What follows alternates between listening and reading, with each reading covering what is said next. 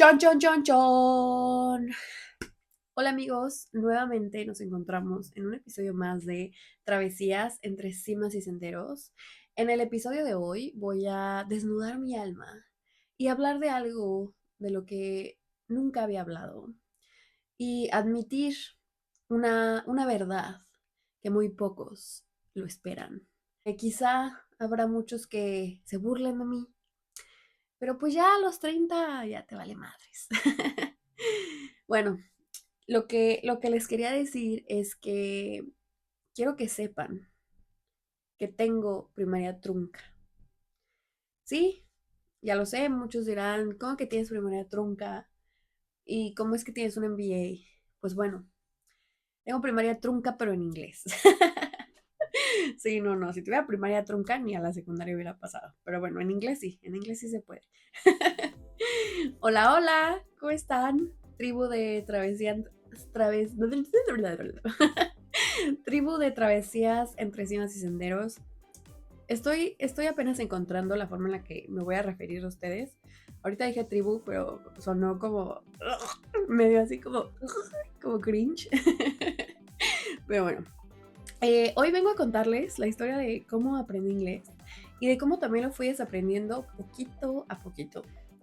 Una historia con spelling, grammar, trauma social, trauma colonial y uno que otro plot twist de pobreza y migración. Así que si estás aprendiendo inglés y sientes que no avanzas, este episodio es para ti. Si ya lo dominas, pero no entiendes por qué te sientes mal cuando te equivocas o cuando estás hablando con algún extranjero, también es para ti. Si eres mi mamá, pues quédate para confirmar que no fue en vano pagar esa escuela bilingüe tan carísima de París. Pues bueno, aquí va la historia. Fíjense que cuando yo era chiquita, mis papás me inscribieron en una escuela bilingüe. Iba de 7 a.m. a 3:30 p.m. De 7 a 11 teníamos puras clases en español. Después de 11 a 11:30, nuestro recreo. Y regresando a las 11:30 hasta terminar el día, eran puras clases de inglés. De que spelling, reading, grammar, pronunciation y mi favorita, science. Desde chiquita siempre batallé con grammar y la que más se me facilitaba era pronunciation. Era muy buena para imitar los sonidos de las teachers. Por eso ahorita el hecho de que se me complique pronunciar algunas cosas me hace sentir mal porque digo, oh, si antes me salía bien, pero en cuestión de segundos me calmo y me digo a mí misma que es porque justo lo practicaba diario. Y además de chiquitos es más fácil que tu boca se adapte a las posiciones que se necesitan para pronunciar bien. En fin, todo muy bien. Bueno, con mis cosillas, que les digo que me costaba grama, pero ahí íbamos echándole todas las ganas, triunfando como siempre. Total, llegó sexto de primaria y pues sácatelas. Ya no podía estar en la escuela carísima de París porque mi papá se había quedado sin trabajo y pues no había money para seguirla pagando. Pues ya, total, la Gaby entró en una escuela pública en donde ella le daba clases a los profes de inglés. Así es, así como lo escuchan, nada, no se crean. O sea, no, pero sí éramos como colegas. Las clases eran aburridísimas, no aprendí nada nuevo y pues digamos que sí, dejé de aprender, pero aún no se me olvidaba. Y aquí un paréntesis, creo que esa experiencia me ayudó a salir de mi burbuja y entender lo de la verdura, o sea, lo mal que enseñaban el inglés en las escuelas públicas. Hasta parecía que solo querían traumar a los alumnos con el inglés para que sintieran que nunca lo iban a poder aprender y de esta forma quedarse ahí, estancados, sin una herramienta que, como diría una de mis influencers favoritas, una herramienta necesaria, pero que ha servido para seguir perpetuando la discriminación. Les recomiendo seguirla en Instagram, está como pinche inglés, se llama Sonia Saulés y su eslogan es hablar inglés es un acto político. Vayan, les va a gustar. En fin, en toda la secu, el inglés siguió ahí. Fine in pronunciation, fine in verbs and conjugation, y pues more or less in grammar, as always. Pasé a la prepa, ya. Subí el escalón del, entre comillas, estatus educativo. Entré a la prepa 9 de la UNAM. En teoría, las clases ahí tenían que ser mejores. Y digamos que sí. Sin embargo, al ser nueva temporada, pues nuevos personajes entraron a mi vida. Uno de ellos fue el TDAH, trastorno de déficit de atención e hiperactividad. Ya en otro episodio hablaremos más a fondo sobre qué es, cómo se presenta y todo lo que conlleva, pero en fin. Fue en la prepa que empecé a reflejar más síntomas del TDAH. Paréntesis, el hecho de que no se haya notado tanto en la primaria o secundaria no fue porque no lo tuviera, sino porque no tenía tantas responsabilidades como las empiezas a tener en la prepa. O sea, ya tú solita empiezas a tener que gestionar tu tiempo y cosas así. Recuerdo que estaba emocionada por mi clase de inglés porque en mi cabeza iban a ser mejores. Y sí hubo más profesionalismo, pero yo sentía que no aprendía nada nuevo. Lo que quería era practicarlo y pues recibía las mismas clases tradicionales con el 80% de información que ya manejaba. Empecé a aburrirme mucho en las clases, o sea, me dolía, no toleraba estar ahí, me daba mucha ansiedad por lo que me la saltaba, no entraba. En sexto de prepa me fui a final de inglés y la profe bien linda todavía me dice, Gaby, perdón si pasaste tus exámenes, pero tienes 25 faltas o algo así. Solo recuerdo que eran un chorro. Y me dijo que por faltas, a fuerza, tenía que hacer examen final. Pero pues yo me lo tomé con calma porque dije, "Ah, inglés está fácil. Y ni tan fácil, o sea, pasé con 9 el examen, pero ahí ya me empecé a dar cuenta que algunas cositas que desde antes se me dificultaban, ahora se me dificultaron más. Por ejemplo, usar el hubiera y otros tiempos me cuesta trabajo. Ahora ya lo he ido mejorando, pero en ese entonces sí fue como el inicio de mi ansiedad con el inglés, específicamente con grammar. Total, salí de Prepa 9 y entré a la poderosísima Facultad de Ingeniería, igual en la UNAM. Ahí estaba emocionada porque dije, sí, ahora sí voy a recibir inglés de calidad en el entonces CELE, ahora en ALT. Hice mi examen de colocación, me quedé en el nivel 3 y ahí empezó mi suplicio con el inglés. Digamos que me di cuenta de que ya me costaba hablarlo con soltura. De alguna forma no me sentía segura porque había esos compañeros que te hacían sentir mal por equivocarte y pues la niña tenía traumas con equivocarse y ahora la pones con pinchurrientos estudiantes con aires de superioridad por saber más inglés. Pues no, ¿verdad? Lo anterior, más lo aburridas que se me hacían las clases, pues comencé a disociarme bien machín. Empecé a sentir que neta no le entraba nada a mi cerebro. Empecé a ir al CELE solo para no olvidar lo que ya sabía y para vivir la experiencia CELE, de conocer amiguitos, comer en las ferias internacionales y así. Bueno, total, llegué al último nivel de inglés del CELE, que era séptimo, y pues yo me sentía igual de burro que en tercero. Ahí empecé a sentirme a ratos mediocre en el inglés. Digo a ratos porque había otros momentos donde me sentía la mera pistola, la neta, que era cuando tenía que leer artículos científicos para la carrera. Los leía, los traducía, entonces eso me ayudaba a entender aspectos técnicos de mi carrera, pero en inglés. Iba a sonar raro, pero sentía que mi cerebro se estiraba. O sea que era buen ejercicio para mi amigo cerebro. Total. Entré en una crisis de no saber nada de nada y estar aburrida de ver cosas que no me apasionaban. Y pues decidí estudiar francés. Primero entré a una escuela de paga llamada American Team, ahí por Lindavas, baratona, costaba 1,200 al mes, pesos mexicanos, 1,200 pesos mexicanos al mes. Al segundo mes yo ya te podía decir mis datos personales y echarte una platicada de dónde había aprendido inglés, dónde vivía, con quién, mi tipo de sangre, etcétera, etcétera. Decidí economizar y hacer el examen para el CELE. Ay, perdón, les dije que ahí que, o sea, que les podía explicar dónde había aprendido inglés. O sea, pero en realidad podía explicar, o sea, estoy hablando de que gracias a la escuela, o sea, je l'ai appris le français, so je peux dire mis datos en francés. Entonces, o sea, podía hablarles yo así de un poquito breve de mí en francés, ¿no? Pero les digo, o sea, yo quería economizar, entonces hice el examen para el CELE, en donde estudiar el idioma iba a ser gratis. Apliqué y me quedé en nivel 1 de francés. Total, estuve, les digo, un año en francés, pero dije, no, Gabriela, ¿cómo vas a dejar así el inglés? Mejor termínalo.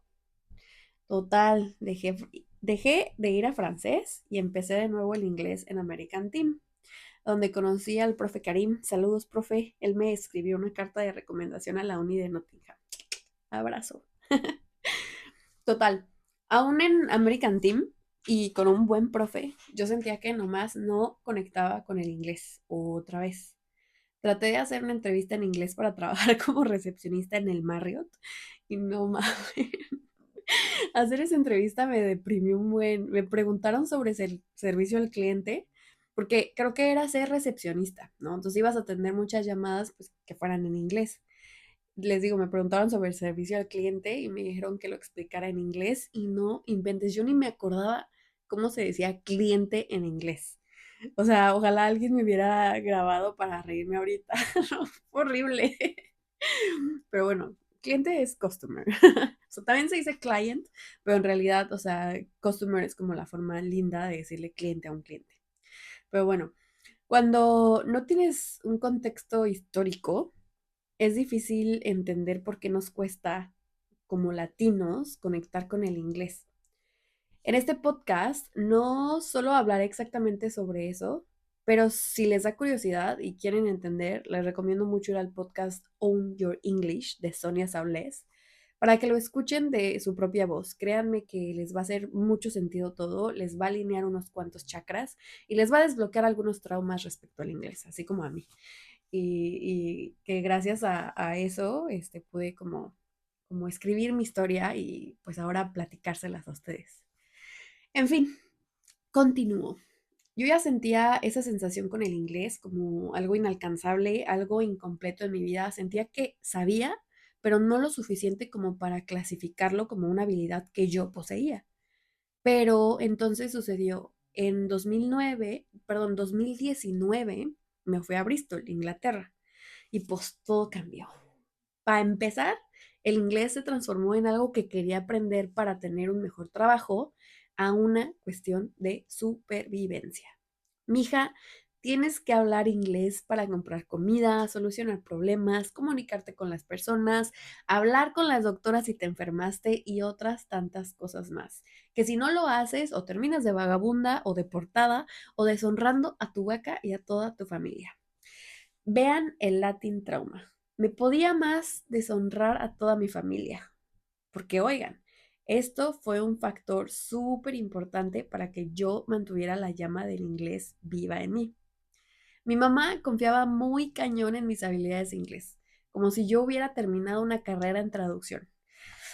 No manches, jefa, me sacó de la escuela bilingüe en sexto de primaria, o sea, lit tengo primaria trunca de inglés, pero debido a que siempre sentí esa presión familiar de gastamos mucho en tu escuela bilingüe para que no sepas inglés, como que me ayudó a no olvidarlo, pero también me puso esa presión de chale, tengo que demostrar que sí sé. Y ya todos sabemos que demostrar algo de lo que no te sientes capaz, pues duele, amigos, duele. Pues bueno, continúo.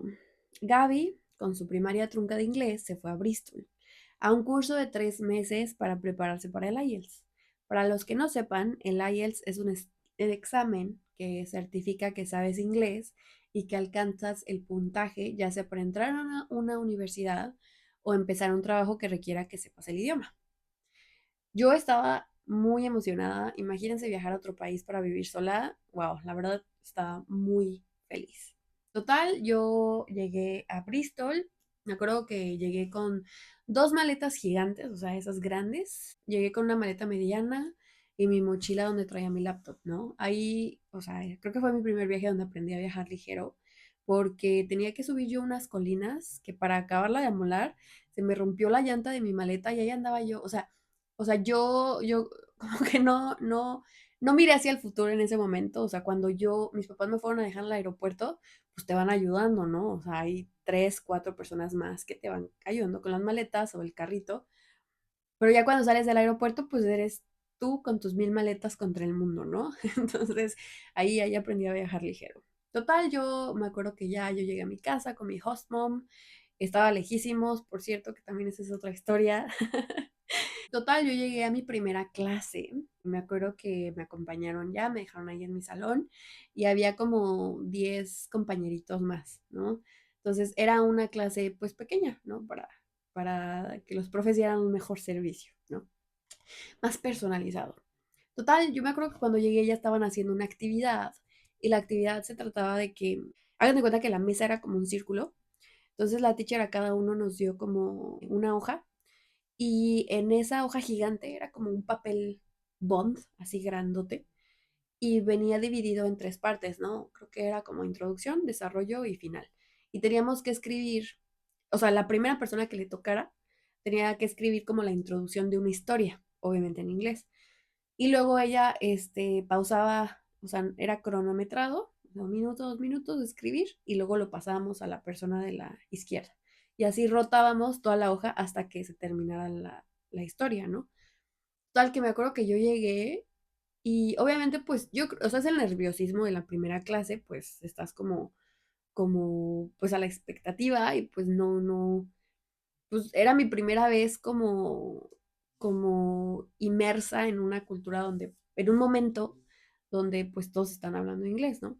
Y creo que en ese momento yo pues no estaba preparada para la actividad que iba a recibir. Entonces, total, me llegó la hoja a mí y ahí como que caí en cuenta de que estaba vacía, o sea, estaba hueca, o sea, como que era algo de tener creatividad y yo no podía como expresar mi creatividad, o sea, en tanto, yo creo que por el nerviosismo, pero también por el idioma, o sea, no sabía qué decir, no sabía cómo decirlo en inglés.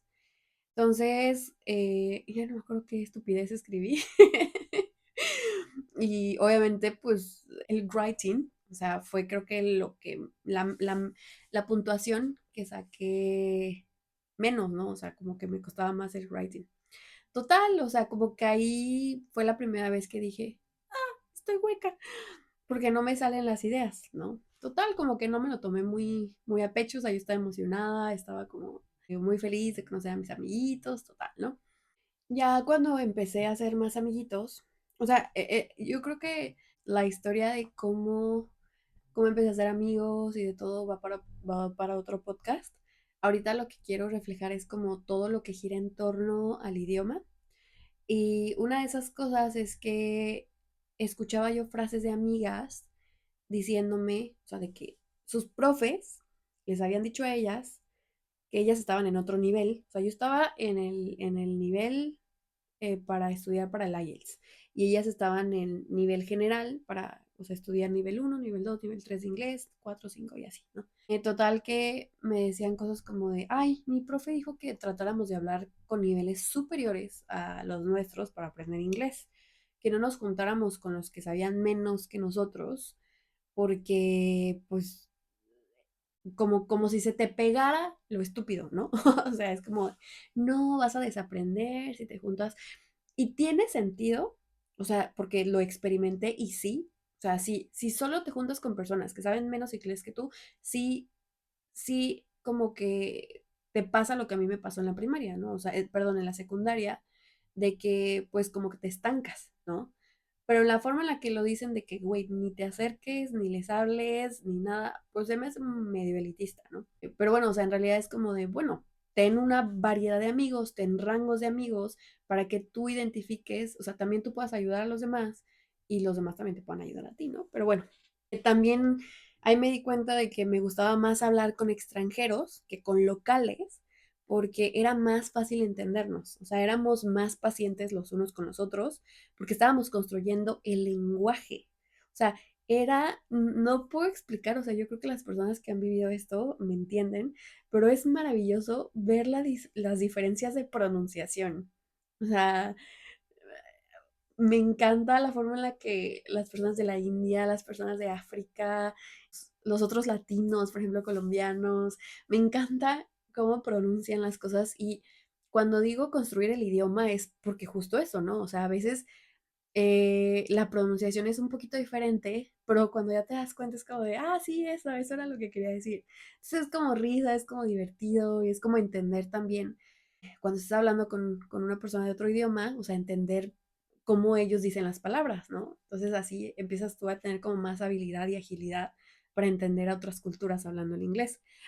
Y a diferencia de cuando pues hablaba con nativos, o sea, súper impacientes y enojados porque no pronuncias bien.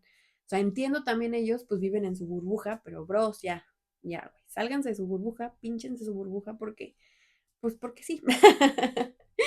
Pero bueno, así fui yo descubriendo, o sea, un poquito pues cómo era mi personalidad en inglés.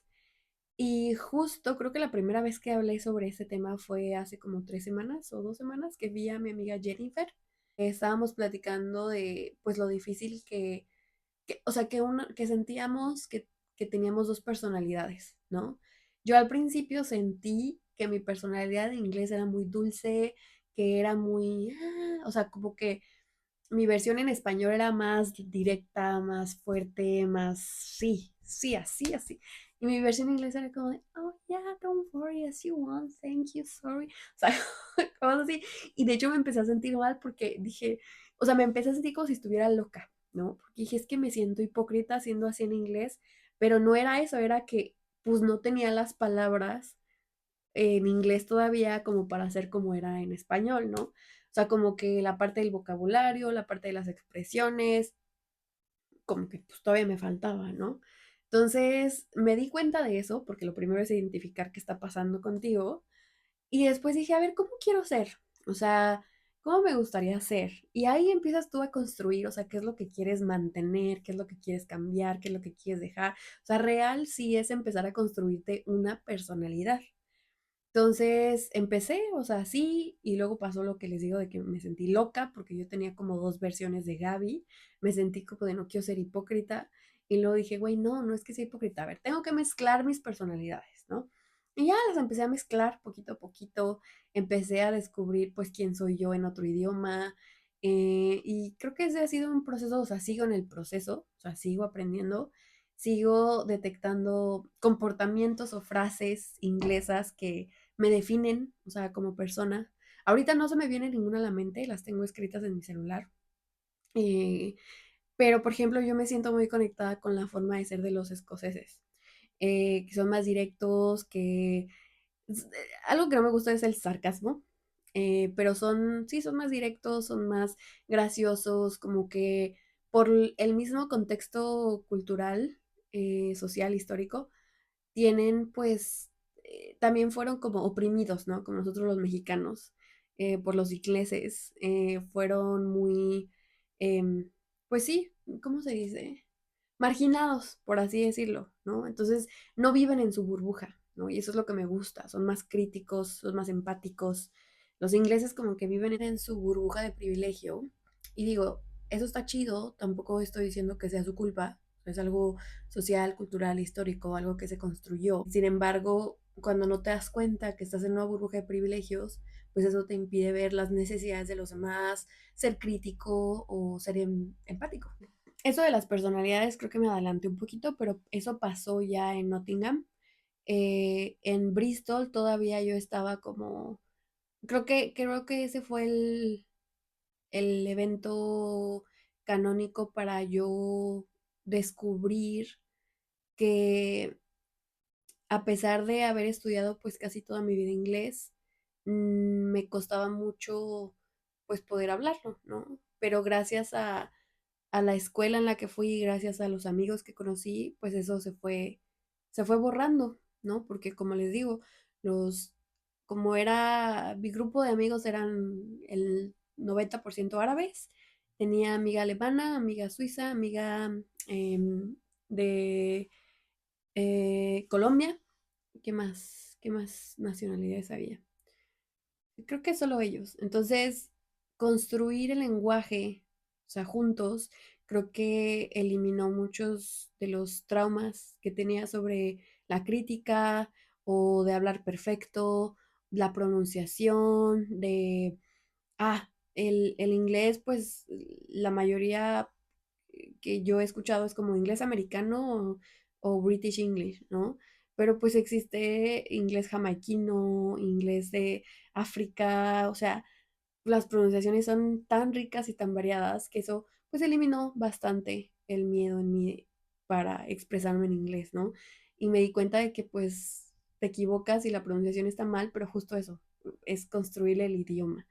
Y creo que ahí se fue mi evento canónico para que me dejara de dar miedo hablar en inglés y escribir en inglés. Y pues ya, o sea, yo regresé a México, creo que 2000, eso fue en 2019, luego pasó 2020, 21, 22, y ya en 2022, el 26 de septiembre de 2022, me vine a vivir a Nottingham, y ahí ya fue cuando fue el proceso de mi personalidad, o sea, de encontrar la personalidad. Yo me acuerdo que cuando llegué aquí, digamos que empecé a detectar que tenía un límite para hablar en inglés. O sea, llegando de la escuela, yo ya no quería hablar más inglés. O sea, no podía, no quería, me dolía la cabeza y era de que a las 6 de la tarde, o sea, creo que yo entraba a la escuela a las 9, ¿no? Y luego regresaba a mi casa a las 6. De 9 a 6, o sea, hablaba inglés y yo llegaba a las 6, pero muerta. O sea, literal, había como un dolor, o sea, dolor adentro de mí de que ya no podía yo hablar en inglés. Entonces tenía que hablarle a mis amigas, a mi familia, para hablar en español, ¿no? Y eso como que me calmaba. Me acuerdo que ese límite lo pasé cuando empecé a andar con Nicolás. Nicolás es mi novio. Él es inglés, de Chesterfield, que está al norte de Inglaterra. Em, Me acuerdo que con él pues empecé a hablar como cosas más relacionadas a mis emociones, ¿no? De que yo, no sé, que había una situación, algo que resolver, y pues era una situación que yo nunca había hablado en inglés, ¿no? Entonces era aprender a expresar eso, pues en inglés, ¿no? Entonces empecé yo a hablar ya la mañana, la tarde, la noche en inglés, y creo que pues me ayudó, yo creo que estar enamorada y no estar pensando en el idioma, ¿no? Y creo que el estar pensando en otra cosa, o sea, me ayudó a que pudiera yo, pues, hablar hasta la noche en inglés, ¿no? O sea, de que estás ya en la cama con tu pareja y están hablando de lo que pasó en el día y están platicando cosas y así, entonces yo pues era hablar en inglés, ¿no? Sobre todo eso. Entonces fue una experiencia muy, muy chistosa y ahí me di cuenta de que ya después de un cierto tiempo, hablando todo el día, todos los días en inglés, dije, ah, no, ma, ya no me pasa como antes, o sea, ya no me canso, ya no me duele hablar en inglés. Y ya, o sea, ya antes me acuerdo que yo, de que hablábamos y era de que, ah, no, me frustraba porque decía, es que no puedo hablar mis emociones, nunca he hablado sobre mis emociones complejas, o sea, sí, I'm sad, I'm angry, I'm hungry, I'm like frustrated, pero emociones más complejas como a veces ni en español podemos escribir nuestras emociones o hablar sobre cómo nos sentimos. Entonces en otro idioma pues es toda una, ¿cómo decir? Pues algo muy nuevo también y pues que lo tienes que tomar con mucha paciencia. Pero creo que lo anterior, o sea, me ayudó mucho como justo eso, ¿no? Tener esa compasión conmigo misma y así. Entonces, algo que pues me interesa mucho que ustedes se queden es esa compasión que uno mismo debe tener cuando está aprendiendo inglés. O sea, esa compasión de, oye, es la primera vez que hablo este tema en inglés, entonces me voy a equivocar, voy a decir las palabras, quizá no sepa algunas, pero justo eso es lo que te va a ayudar a aprender. O sea, el que te pongas en situaciones donde nunca has estado y tenerlas que hablar en ese idioma es justo lo que a mí me ha ayudado a aprender y a crecer mucho, a crecer en mi vocabulario, en la forma en la que me expreso y cómo explico de forma un poco más sencilla o clara para las personas en inglés. Y pues bueno, aprender inglés no fue un camino fácil ni lineal para mí, pero cada paso desde la infancia hasta mis experiencias en Reino Unido me enseñó que no se trata solo de saber el idioma, sino de cómo nos relacionamos con él. Pasé de ver el inglés como una carga, un tema lleno de inseguridades y barreras, a verlo como una herramienta poderosa para comunicarme y expandir mi mundo. El proceso de aprender inglés se convirtió en un viaje de autocomprensión, de ser compasiva conmigo misma, de permitir que mis errores fueran solo peldaños hacia mi crecimiento.